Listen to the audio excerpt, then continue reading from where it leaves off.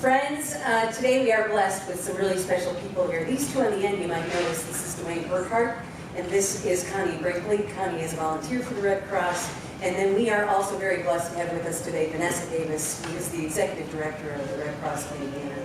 We're so blessed to have you all here. We're going to get to Dwayne's story in just a little bit. But Vanessa, tell us a little bit about the work of the Red Cross, and especially right here, right now for us with the hurricane and the typhoons. And what are we doing in Indiana? And is Indiana involved in these other efforts as well? Yeah, so let me touch on that last part first. I'm incredibly proud to say that we here in Indiana are doing a big part of the response that's happening all over the world right now, actually, with some of the natural disasters that's going on. We have over 50 volunteers, people who don't get paid right here from Indiana, that are responding not only in Hurricane Florence in the Carolinas and in Virginia, they're actually responding still to Hurricane Harvey, to Typhoon Mangkhut, that hit the Philippines and Guam, to Tropical Storm Olivia and Hurricane Lane over in Hawaii, and then also we're positioned in Puerto Rico and the U.S. Virgin Islands to be prepared for the storm activity that happened there. So that's just our volunteers that are there. We also have transferred donations and blood products right here from Indiana to be able to help people who need it the most. And then we've sent our resources in the form of our vehicles to the affected areas as well. Isn't that amazing?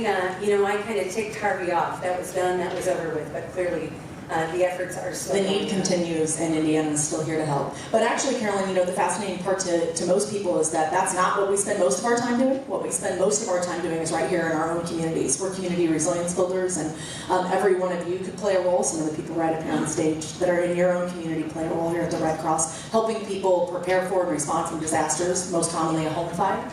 Right here in our own community, helping people have the life-saving blood products that they need, helping people by learning CPR, AED, first aid training, other life-saving skills. Every single one of you could be a Red Crosser and could step up and serve your community in that way. That's outstanding. And you know, we do have one of those people right in our midst, and she's right there, and I'm going to take these things from you for a moment and tell us a little bit, Connie, about the work that you do. I'm Connie Brinkley, and I am a volunteer for the American Red Cross. A little bit about my story is back in 3rd grade, Red Cross came into my classroom and taught me how to put a Band-Aid on. It was a first aid course, something simple as that. Later on, I took a Red Cross swimming class. And then one thing led to another, and I started doing monetary donations. And I've been with them since, as a volunteer, since 1999. I actually worked in a national call center at that time. It was 2005 with Hurricane Katrina. In Indianapolis, it was only one of 4 cities in the United States. So that was like a 3-month project, and it was 24/7 with the Katrina, Wilma, and Rita. And then I just continued on, and I dabbled around. Well, then I really jumped in with both feet a couple of years ago. I've deployed to Hurricane Harvey last year. I've done the South Bend floods. I go into schools for the Pillowcase project that's for 3rd and 5th graders that we teach. Disney sponsors it, and we give them a pillowcase, and they put toothbrush, toothpaste, soap, their little toys, anything like if a tornado came, they could grab their bag up and just take off, and they've got their little emergency supplies. I go to home fires at 3 o'clock in the morning. We're the first responders behind the fire department to get you on the road to recovery. We set you up with a room for the night and a little additional funding to get you on with the necessary supplies. Well, and speaking of fires, that's actually how you and I first became acquainted. Connie had shared with me that she had been doing some work for the Red Cross. And if you recall, a couple of years ago, we had a police officer come, and when the tension between the community and the police was kind of high, he came and just shared a wonderful program with us. And the week after that, we were kind of recognizing civil service police and firefighters. And the week after that, Gardner, Dwayne Burkhart, came and showed me this. And he said, "Do you know what? I heard that policeman talking last week. I don't know if you ever knew, Carolyn, but I was a firefighter, and I received a Red Cross Hall of Fame award in recognition for heroism." He came and he shared this with me. And he said it was for jeopardizing his life while assisting to save the lives of 2 children during a residency fire on February 13, 1986. I was so moved by that story, I said, Dwayne, do you take this different places with you? I mean, it's a little rough. And he said, no, I hang it in my bathroom to keep me humble.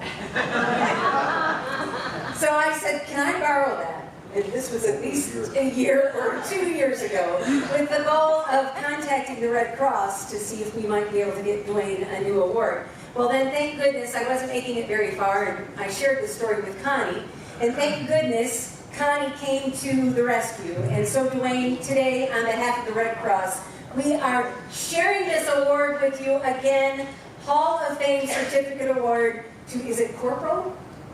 Is that your position? Okay. Corporal Dwayne Burkhart in recognition of heroism.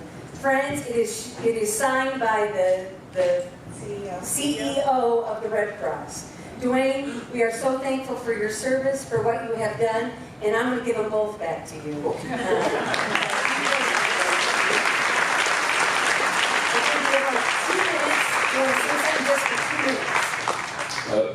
Carolyn blackmailed me. This is how I got this back, you know. In 1987, I had 19 years on the fire department, and I was down in the Brightwood area, and we got a call to the fire. And on the way there, they said that there were children involved. So when we got there, it was too hot to go into the fire. Nobody would go in, and there was a window that was about this high. It was a little higher than I was tall. And there was a man in the back yelling about kids in there. And I said something really, really silly. I mean, no one should have gone in. I said, well, I'd go in there to get in, but I knew I couldn't get in that window. Now, the funny part about this, the man standing next to me was the undoubtedly the strongest man on the fire department. He had 20-inch arms, and he was called the Gentle Giant.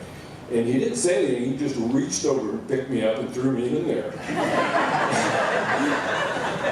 By the way, I told the story, he died 8 months ago when I told the story. But I went through the floor, and I thought, I gotta get out of here. And while they were trying to rescue me, and I was stumbling around, I came across what you can't see anything. And all I knew is I wanted to get out of there, and I hurt my leg, and I couldn't, so I got out, make a long story short, I got out, and when I had this, it was a dead child. And so I told the story at Joe Lucas' funeral, and I said, you got to be careful what you say in front of Joe Lucas. Well, Dwayne, we thank you for your heroism. That was actually your last fire, you said, right? Yeah.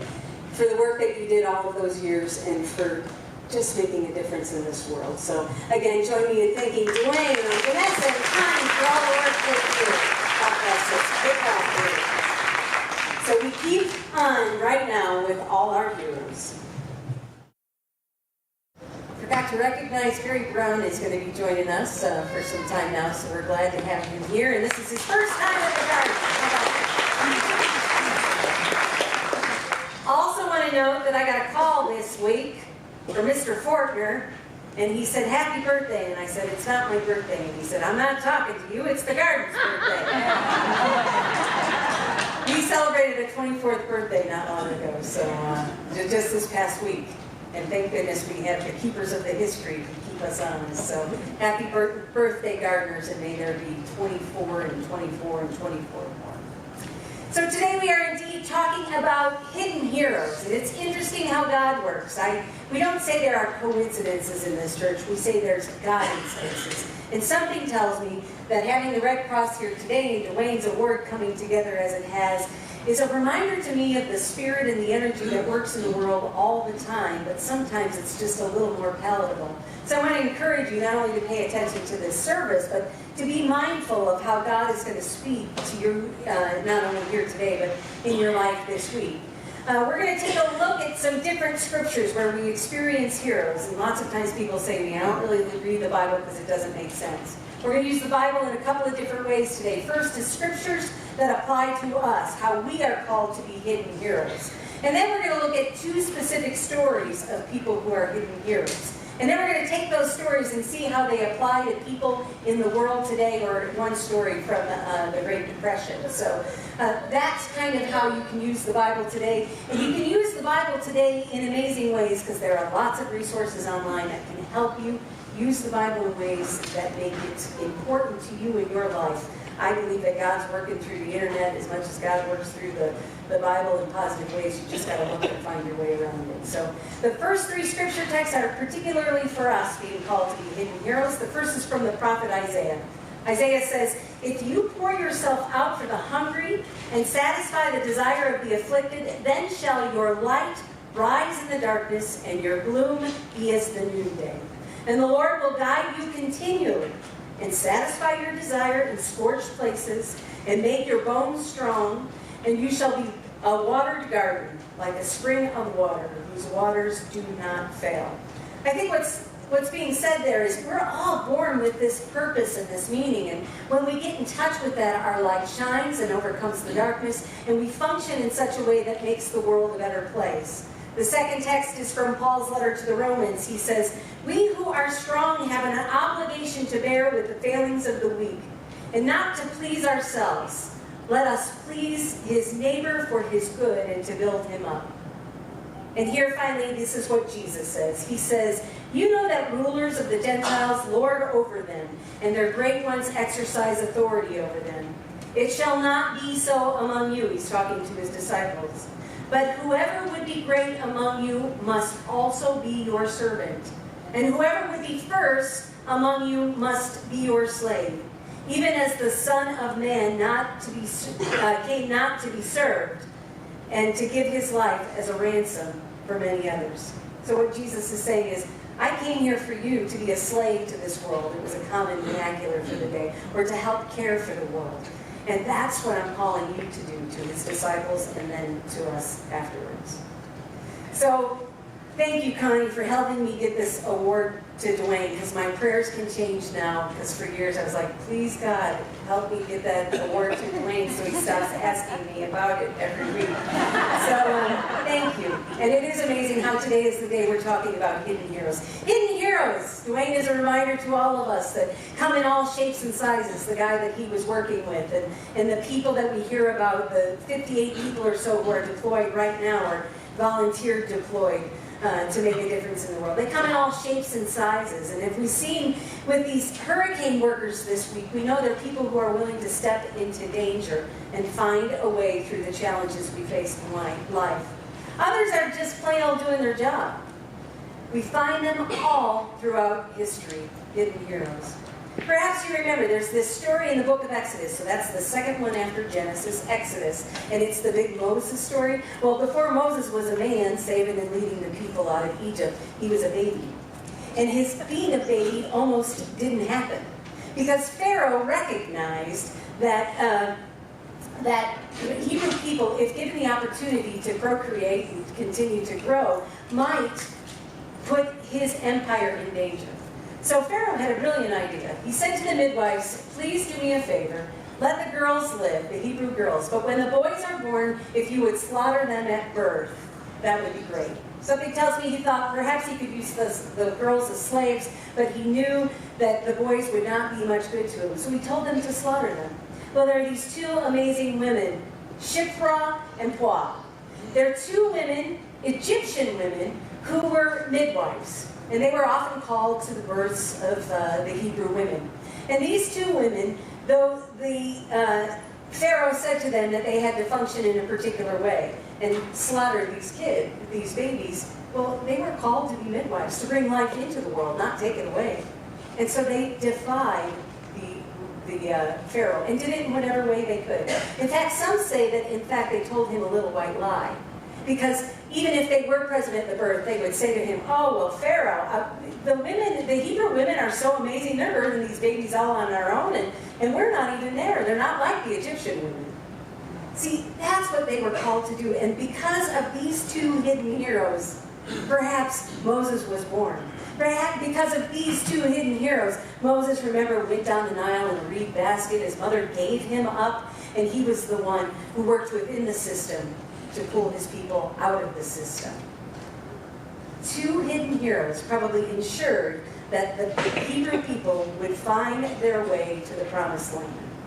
Now, these two midwives helped birth us into life, right? Babies into life. But sometimes now in our culture, we also have midwives who work in hospice. Have you heard this term?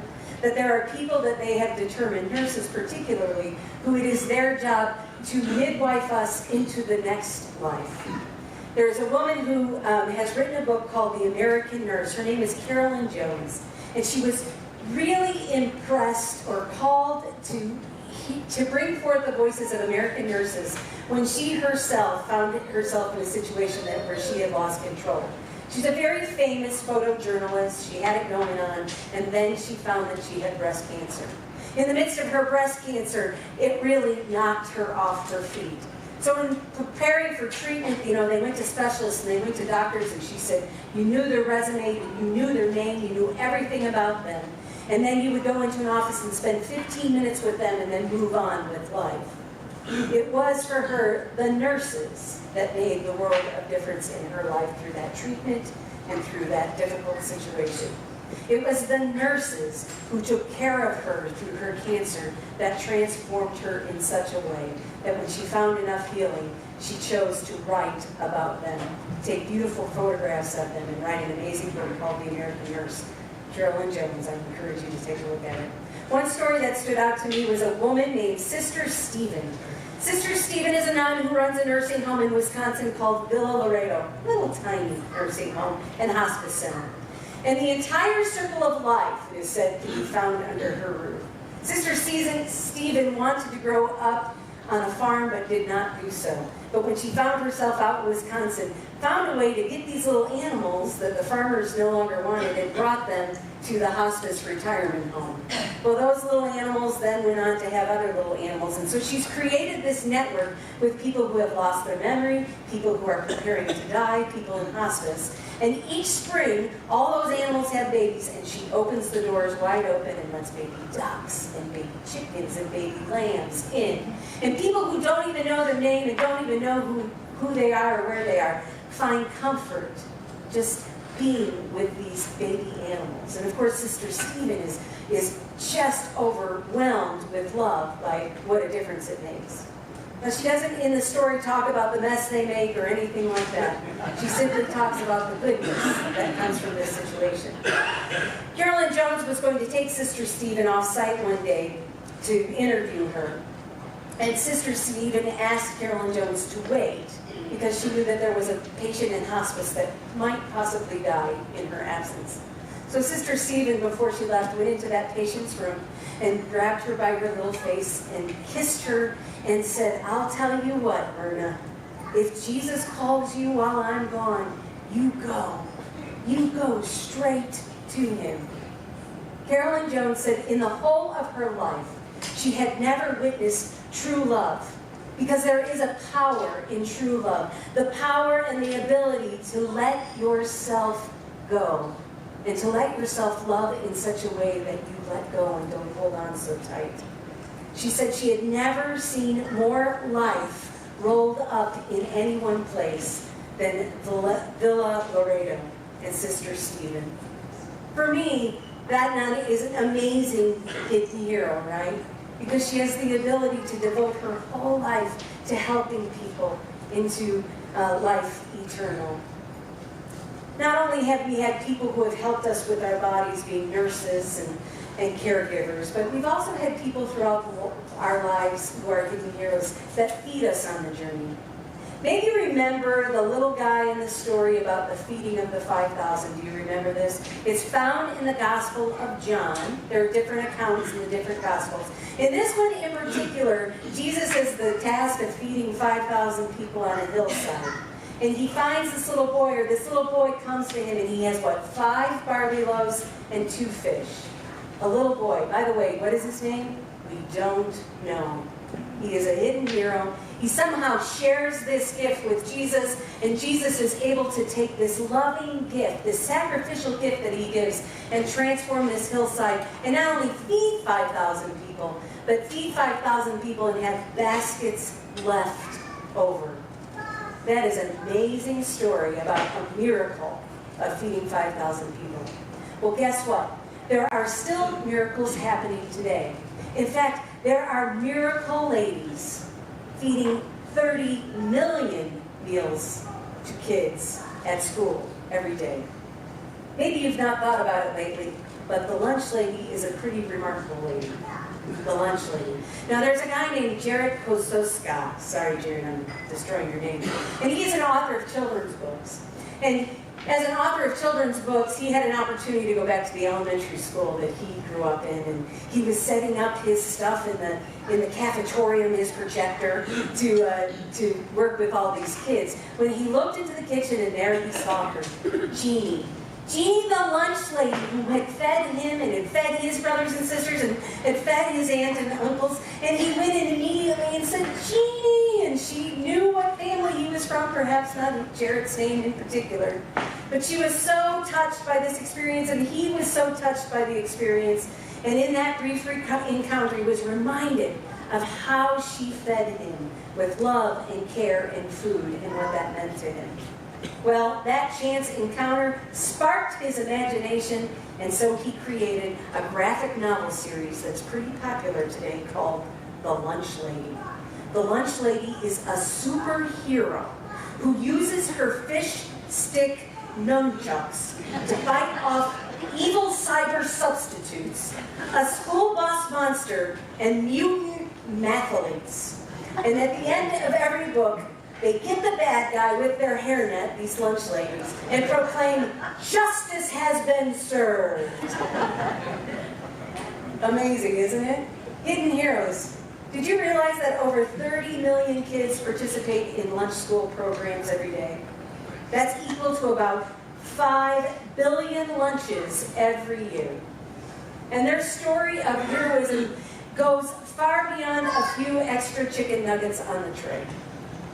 These women are going above and beyond the call of duty. There's a lunch lady named Brenda in California who noticed that her kids were just having some struggles. So what she does is after lunch every day she meets with the guidance counselors and they talk through the kids and they think about what's going on in kids and they find ways to care for the kids because the lunch lady really gets to see these kids in their true element. There are another group of women from Kentucky who realized that 67% of the kids relied on the meals at the school for their life sustenance. And during the summer, they had no food. So these women retrofitted a school bus to create a mobile feeding unit, and they have traveled around neighborhoods ever since, feeding some 500 kids on a daily basis all throughout the summer. These are just a few stories of the unsung lunch lady heroes who are making a difference in the life of kids all over this nation.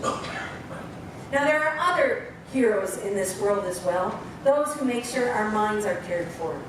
During the Great Depression, I don't know if you all knew this, I never knew this until I heard it on NPR. The American Libraries Association realized that those communities that had no libraries just totally lost connection during the Great Depression. And in fact, they thought it was about 1/3 of the U.S. Community. So the president, through the WPA, remember that was the Works Progress Administration, decided to find a way to address this problem. It was particularly bad in Kentucky and in Appalachia. So what they did was they hired women to be horseback librarians and to carry books for children and families on the back of horses for delivery in these rural Kentucky places. There was one woman who they interviewed who was 95 years old. I encourage you to go back and listen to the interview. Shared that at first it was just taking the books out. But then she realized as they were taking the books out, they were bringing books to people who did not know how to read, adults or children. And so she said throughout her time, she realized this is more than just delivering books. And she would deliver some books and then have to stay and teach everybody how to read and then make her way home. Now, this was some pretty treacherous area. Perhaps people had never been there before. So she would get up before dawn and be home long after dark, just to ensure that people had reading resources. Others also realized that there were more difficult problems, that there were people who were starving, who didn't have food. So these librarians went on to become social workers, and they provided food and resources for these families. When the WPA program ended, so did this project, and the women all lost their jobs. But they never lost their compassionate hearts. All of them continued on to make sure that these communities were served in such a way that they could find a way back to good health, not only mentally, but physically through eating. Shara Kowalski is a librarian at McPherson, and this is today, Square Library. It's a free library in Philadelphia. It's located in Kensington. Kensington is one of the lowest income communities in Philadelphia. They have a very long history of being isolated from resources and opportunities for people. And because of that, it has become the center of the city drug trade and drug use for decades. The library is nestled inside of a park, which unfortunately has garnered the reputation for being a place to find and use drugs, especially heroin. People use these drugs out in the open, not only out in the open, but they are putting their community, little kids who are making their way to the library, in direct contact with the drug trade on a daily basis. The library has become a place for the drug addicted and those suffering in the community. Now, I would imagine that when Shira went to college to be a librarian, she did not anticipate having a job where she would encounter the underside of life on a daily basis. And most of us would go about our way in living in this kind of situation and our concern for these children and these teens. Many of us would probably try to go to the city council, right, and get these people taken out. But Shira had a different perspective on the situation. She was raised in a household and her parents were addicted to heroin as she was growing up. It gave her a different heart for the situation. So she has not only found a way to work in the library and to do the work she loves, but she has developed a community center in the midst of the library where people can gain an understanding for those who are struggling with drug addiction, and they can together work towards steps to bring recovery. It seems to me that these stories represent people who had a willingness to look at life from that shining light from within them. People who had a willingness not to say people with drug addictions who are hanging out at a library with kids and teens, they're bad. No, somebody who said those are children of God who need to be loved and cared for. Now, Shira and all of her colleagues have learned how to use Narcan. They've learned how to figure out how to help people in the midst of addiction and those who are seeking to overcome addiction, all while handing out books to kids and helping them in the computer lab. It's amazing to me how if we can find what it is that we're called to do, God brings the resources we need to make a difference in the world. This past week we started our SHAPE class. Our SHAPE class is that class that you can take that will help you determine your God-given purpose in life.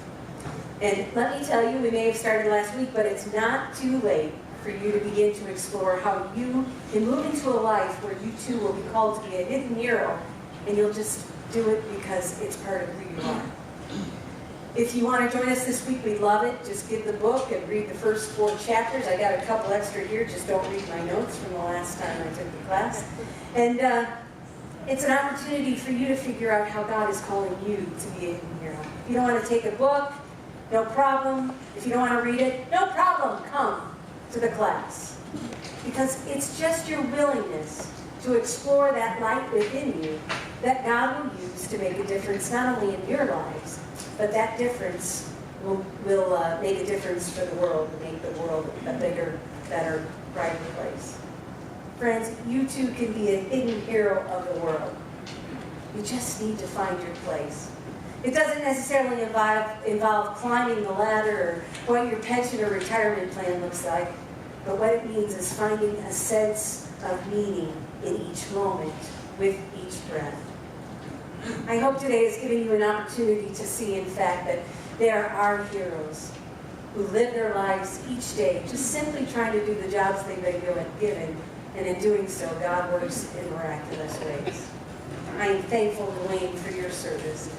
Connie, I am thankful for the gifts that you share with all of us, and Vanessa, the career that you have been called to. Vanessa was an attorney who clearly you have been called to serve in this role, to make a difference in this world. All of these folks, and the folks we've heard about today, have shaped their lives in such a way that God is using them to transform the world. We can have that happen too with us. And you know what? You might not even need to leave your home to do it. The Red Cross has some opportunities that you can participate in right from home. Take a look at this video. Every day, Red Cross volunteers help people in need all across the country. When disaster strikes, volunteers are among the first on the scene to provide shelter, food, and comfort. But did you know Red Cross volunteers also help just by going online? Every day, Red Cross digital volunteers provide real-time support and hope online by monitoring social media, sharing important information, offering words of comfort, and helping to get relief services where they're needed most. We call them our social heroes. Join us today. Become a Red Cross digital volunteer at redcrosschat.org/digital volunteer.